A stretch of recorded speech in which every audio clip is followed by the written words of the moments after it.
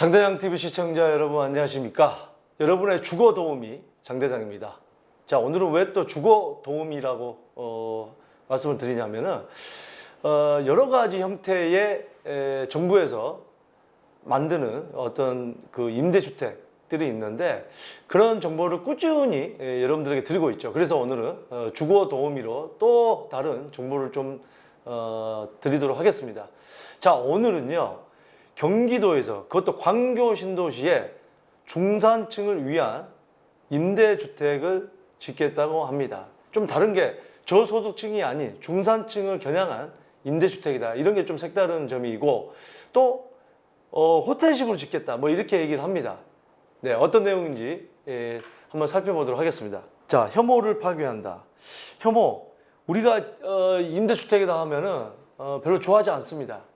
그 지역에 임대주택이 들어온다. 이번에도 저기 육군사관학교 있는데 태릉 선수촌 그 골프장 거기 들어온다고 하고 또 마포구에 들어온다고 하니까 마포구 주민이라든지 뭐 노원구의 주민들이 뭐 반대하고 뭐 난리 났죠. 그 이유가 임대 아파트가 들어오면은 바로 집값을 떨어뜨린다. 그런 개념을 가지고 있고 또 우리가 임대 아파트라고 하면은 일반 아파트에 비해서 그냥 날림으로 지어진 아파트 이렇게 생각들을 많이 하죠. 근데 이게 날림으로 지어진 아파트도 만약에 이제 임대 아파트의 형태에 따라 다르겠지만 분양 전환됐을 때는 어마어마한 시세 차익을 얻게 되죠. 그게 바로 최근에 지금 판교에서 진행되고 있는 아파트들. 예. 4억에 분양 전환하는데 현재 시세가 7억 8억입니다. 예. 거의 절반 수준. 물론 이제 판교가 최근에 많이 집값이 올라왔고 또 입지가 좋기 때문에 그런 것이지만 웬만한 수도권의 입지에서는 이렇게 분양 전환되는 그런 감정가가 낮기 때문에 물론 이것도 이제 높다고 해서 뭐 이제 소송까지 갑니다만 또 하남 뭐 신도시에도 하남에서도 뭐 그런 게 분양 전환하고 있고 또 장기 전세 뭐 여러 가지 형태가 있습니다. 예, 한번 보도록 하겠습니다. 공공임대주택의 중산층까지 포함해 누구나 살고 싶은 질 좋은 평생주택으로 확장하겠다. 이게 이제 뭐 문재인 대통령이 지난 10일 청와대 수석보좌관회의에서 얘기를 뭐 했다고 이 기사에서는 표현을 하고 있습니다. 중산층이 잘 살 수 있는 공공임대주택, 부동산이 온 국민의 최우선 관심사가 된 시대에 문 대통령은 공공임대주택의 확장을 이야기했다. 공공임대는 저소득층, 노인, 장애인과 같은 취약계층의 거주 공간으로 여겨지는 공간이다. 그러니까 공공임대 하면 무조건 뭐 특별공급도 그렇죠. 신혼부부 특별공급, 뭐 생애최초, 또 뭐 장애인 특별공급, 뭐 기간 축천, 또 뭐 이런 여러 가지 형태. 대통령이 제안한 중산층까지 살 수 있는 질 좋은 평생주택은 공공임대 패러다임을 전환을 의미한다. 중산층은 소외돼 있다. 이게 뭐든지 저소득층만 위한 정책이다. 어떻게 보면은 약간 중산층의 표를 가져오기 위한 의식일 수도 있지 않나 하는 생각도 듭니다. 이게 이제 누구냐? 경기도의 이재명 경기도지사가 지금 뭐 강력한 대권 후보로 지금 1위를 하고 있는데 현재 이낙연 후보랑 거의 박빙의 1, 2위를 다투고 있는데 좀 민주당이 지금까지 보여준 행보하고는 조금 다른 행보를 보이는 게 바로 이재명 지사입니다. 그게 여러 가지로 분석을 하고 있습니다만 중도층까지 겨냥한 그런 정책들을 좀 많이 내놓고 있지 않나. 민주당에서 계속해서 추구하는 그런 정책과는 조금 다른 정책을 계속해서 다른 목소리를 내고 있다. 예. 좀 그런 얘기들이죠. 공공임대의 개념 확장은 사실 문 대통령 발언 이전부터 시작됐다. 이재명 경기도지사는 지난달 무주택자라면 누구나 거주할 수 있는 기본주택을 제안했다. 누구나 거주할 수 있는 무주택. 무주택자라면 누구나 소득에 상관없이. 예. 3기 신도시의 역세권 등 지역에 30년 이상 장기 거주가 가능한 경기도형 기본주택을 전체 물량의 50% 이상으로 짓겠다고 했다. 30년 이상 장기 거주. 이재명 경기지사가 그런 얘기를 했습니다. 이게 부장 전환을 해서 계속해서 로또만 안겨주냐. 임대주택은 말 그대로 부장 전환이 아닌 평생 임대주택에 살게 해야 된다. 예. 왜냐하면 어느 정도 만든 측면도 있어요. 이 부장 전환을 하는 이 비율이 얼마나 될까요? 그렇게 많지 않죠. 이 부장 전환을 많은 분들에게 뭐 50%, 60%, 70%, 80% 무주택자의 그런 비율을 다 해줄 수 있다고 한다면 누구나 찬성을 하겠지만 이 분양 전환을 받지 않는 이런 주택에 사는 무주택자도 굉장히 많은데 일부 무주택자 서민에게만 로또를 안겨줄 필요가 있냐? 이것도 일리는 있는 얘기입니다. 기본주택 모델에서 소득, 자산, 나이 등 입주 자격이 제한이 사라져 중산층도 거주할 수 있다. 자, 입주주택에 호텔식 서비스를 넣는다고 합니다. 중산층을 위한 공공임대주택은 어떤 모습일까? 경기도는 지난해 경기도형 중산층 임대주택 시범사업 모델을 발표했다. 최근 제안한 기본주택 모델과 다소 차이가 있을 수 있지만 미래 중산층 임대주택의 모습을 엿볼 수가 있다. 자, 이게 이제 경기도시공사에서 보도자료를 냈던 건데 광교 신도시의 옛 법원검찰청 부지입니다. 여기에 549세대 규모로 2021년 그러니까 내년에 상반기에 착공을 해서 2023년 입주 예정이고 소득과 자산에 상관없이 무주택자에게 20년간 안정적 주거공간, 주거서비스를 제공한다. 입주자는 주변 전세시세의 90% 수준의 저렴한 임대료에 광교 신도시의 편리하고 쾌적한 기반시설과 함께 식사, 청소, 돌봄 등 수준 높은 다양한 주거서비스를 이용할 수 있다. 그래서 이 549세대 전용면적 84제곱미터가 482세대, 전용면적 74제곱미터가 67세대. 이 중에 20%가 청년 신혼부부 고령자를 대상으로 투표 공급하고 나머지는 무주택 세대 구성원에게 공급된다. 이게 지금 이 지역인데 여기가 광교 호수공원이고요. 지금 이 지역에 들어섰는데 바로 수원정보고등학교고 이런 입지에 있는 이 지역에 들어서면은 여기 조금 올라가면 이제 신분당선, 광교 그 역세권이 나오죠. 입지는 굉장히 좋은 것 같습니다. 자, 여기에 뭐 이런 조식 서비스, 뭐 수납장, 세탁 서비스, 가사 도우미, 청소 서비스, 육아용품 렌탈을 해주고 세차 서비스, 카쉐어링까지 자 지금까지의 임대주택에서 볼 수 없는 그런 여러 가지 서비스를 내놓겠다. 왜 임대주택이라고 대충 지어가지고 어떤 삶의 만족도를 떨어뜨리냐. 그 대신에 소득에 상관없이 다양한 계층에 공급을 하겠다. 네, 그 박근혜 정권 때 우리 행복주택이라는 게 있었죠.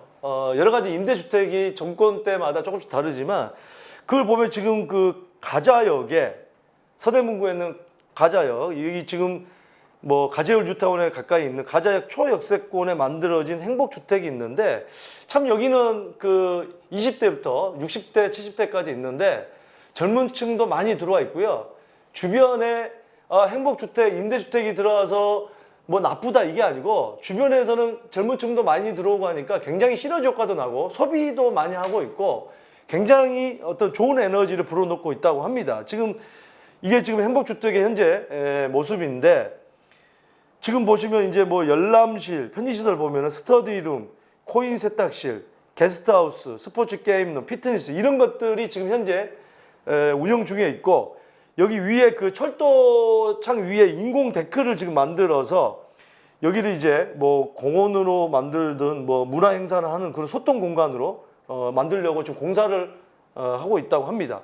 자, 아무튼 간에 이런 공간들을 최대한 활용을 해서 우리가 정말 공공이 만드는 주택이 여러 가지로 민간이 못하는 역할을 해줘야 된다고 봅니다. 단순하게 주거 공급 그 차원을 넘어서서 민간이 못하는 그 부분을 외롭지 않게 행복하게 만드는 그런 역할까지 가미되면 어떨까 하는 생각이 듭니다. 경기도는 지난해 경기도형 중상층 임대주택 시범사업 모델을 발표했다. 최근 제안한 기본주택 모델과 다소 차이가 있을 수 있지만 미래 중산층의 임대주택의 모습을 엿볼 수 있다. 우선 교통이 편리하고요.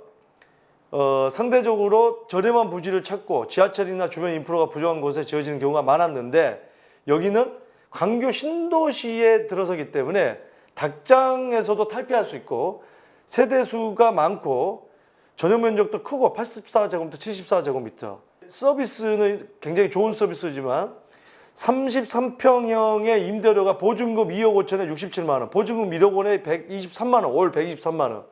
근데요, 보증금 1억 원에 123만 원이다. 이게 과연 임대주택 개념은 될까요? 그러면 뭐 사람에 따라 형편에 따라 다를 수 있겠습니다만 임대주택에 계속 살면서 뭐 이게 20년, 30년 뭐 이렇게 오래 살 수도 있겠지만 이렇게 오래 살 수 있다는 건 뭡니까? 민간 임대주택하고 다른 거는 지금 뭐 여러 가지 주택임대차 3법이 나왔지만 4년 이후에 2+2 이후에 또 가격은 시세는 올릴 수 있잖아요. 뭐 전월세의 어떤 그 시세를. 근데 이 공공이 공급한 것에 대해서 그렇게 되지 않기 때문에 주거의 안정성을 장기간 가져갈 수 있다는 장점. 그러면서 내 집 마련을 하실 분들은 그 사이에 저축을 한다거나 투자를 해가지고 또 내 집 마련을 할 수 있습니다. 저는 차라리 이런 생각도 해봅니다. 물론 다양한 시도를 해보는 것도 나쁘진 않습니다. 해보지 않고서 무조건 나쁘다 이렇게 얘기할 수는 없지만 중요한 건 뭐냐면은 이런 정말 좋은 부지, 교통도 좋고 편의시설도 좋은 이런 좋은 부지에 시도를 하기 위해서는 희소성의 가치가 있기 때문에 좀 신중할 필요도 있다는 거죠. 이런 생각도 해봐요. 우리가 요즘에 정년퇴직도 빠르고 100세 시대에 앞으로 살아야 될 날이 많고 또 자식과 같이 살기도 불편하고 하기 때문에 나이 들어서는 또 여러 가지 서비스를 해줄 수 있는 본인이 어떤 소득의 어떤 123만 원 낼 수 있는 그런 요건이 된다고 한다면 저는 약간 실버타운 개념으로 이런 개념을 도입하면 어떨까 하는 생각도 들고요. 근데 실버타운이 연세 드신 분들만 사면 또 재미있겠습니까? 다양한 계층이 사는 그런 층이 좋아요. 20대부터 3, 4, 5, 60, 70대. 그런 의미에서 볼 때는 정말 한번 여러 가지 다양한 형태로 시도를 해보는 것도 나쁘진 않을 것 같아요. 우스갯소리지만, 예. 노년에 혼자 되신 분들, 이런 또, 이런 커뮤니티에서 눈 맞아가지고 또 제2의 인생을 또 아주 황금기로 살아갈 수 있는 인생을 열어줄 수 있는 우리가 꼭 뭐 요즘에 뭐 포차도 뭐죠? 나이트클럽처럼 짱 맺어주는 포장마차 많이 있어서 젊은층도 많이 가는 것처럼 실버타운 비슷한 개념 임대주택에서 독거노인 아니면은 젊은 층들 30, 40대도 뭐라 그러죠? 지금 싱글이신 분들, 이혼하신 분들 이런 분들을 갖다가 이혼하신 분들이나 이런 분들을 갖다가 입주를 시켜가지고 제2의 인생 외롭잖아요. 여러분들 혼자 계신 분들 생각해 보세요. 이거 지금 행복하게 가정 꾸리신 분들은 말도 안 되는 소리 하고 뭐 그런 얘기 할 수 있지만 정말 외롭게 사신 분도 많습니다.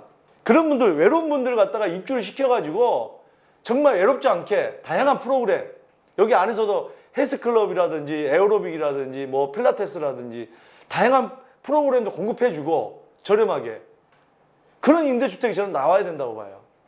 여러분들 생각은 어떠십니까? 자, 그래서 내년에 착공에 들어와서 2023년에 지금 들어선다고 하는데 이게 이제 자 입주자 모집 시기는 2023년으로 지금 예상을 하고 있다고 합니다. 그러면 착공이 2021년에 들어가서 거의 준공되는 시점에 가까울 때 입주자 모집을 하지 않을까. 지금 이제 여러 가지 고민을 하겠죠. 네. 경기도 뭐 이재명 경기도지사나 경기도 관계자분들이 이 영상을 보신다면은 정말 우스갯소리 같지만 외로운 분들을 위해서 여러 가지 형태의 어떤 시도도 해보는 것도 새로운 패러다임을 가져올 수 있는 방법 중에 하나다. 기존에 무조건 저소득층만 위한 그 저소득층이 되기 위해서 여러 가지 막 자산도 숨기고 이거보다는 다양한 계층 외로운 분들을 위해서 공급을 하는 새로운 패러다임도 하나의 임대주택을 공급하는 방법이 되지 않을까 하는 생각도 됩니다. 제 얘기가 정답일 수는 없지만 시도를 해보는 것도 나쁘지 않겠다는 생각이 들어요. 자, 여러분들의 생각은 어떠신지 댓글로 남겨주시고요. 자, 정보를 일단 드렸습니다. 제가 일단 정보를 참고하시고 입주자 선정 기준이 어떻게 될지는 이제는 발표를 하겠죠. 어쨌든 여러 가지 참고하시고요. 또 여러분들의 많은 고민 이메일이나 문자로 주시기 바라겠습니다. 여러분들의 고민 없어지는 그날까지 최선을 다하도록 하겠습니다. 감사합니다.